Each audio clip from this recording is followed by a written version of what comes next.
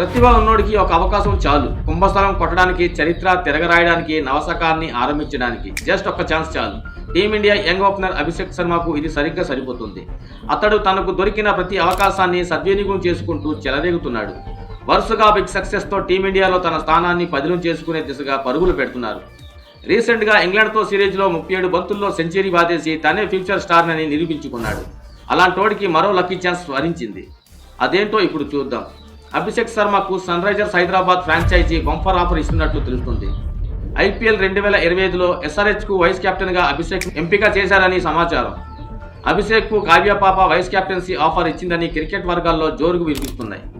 అదిరిపోయే ఆరంభాలు అందిస్తూ టీమిండియా విజయాల్లో కీలకంగా మారడం, నిలకడగా పరుగులు చేయడం, గేమ్ అవేర్నెస్ ఒంటి చేత్తో ఫలితాన్ని తారుమారు చేయడం, ఇలాంటి పరిస్థితుల్లోనైనా ప్రశాంతంగా ఉంటూ ఆటపై ధ్యాస పెట్టడం, తోటి ఆటగాళ్లతో కలిసిపోవడం లాంటి లక్షణాలు వైస్ కెప్టెన్సీ అభిషేక్ బెస్ట్ చాయిస్గా నిలబెట్టాయని తెలుస్తుంది.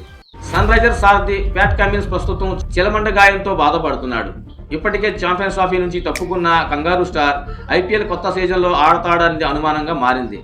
దీంతో వచ్చే సీజన్ కోసం కొత్త కెప్టెన్సీతో పాటు వైస్ కెప్టెన్ ఎంపిక చేసే పనిలో పడిందట ఎస్ఆర్హెచ్.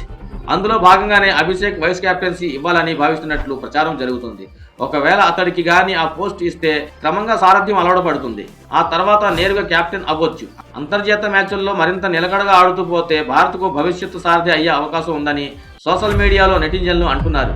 మరి అభిషేక్ రాత మారుతుందేమో చూడాలి. ఇన్ఫర్మేషన్ అయితే ఒక లైక్ చేయండి, అలాగే ఛానల్ సబ్స్క్రైబ్ చేసుకోండి ఫ్రెండ్స్. Thank you.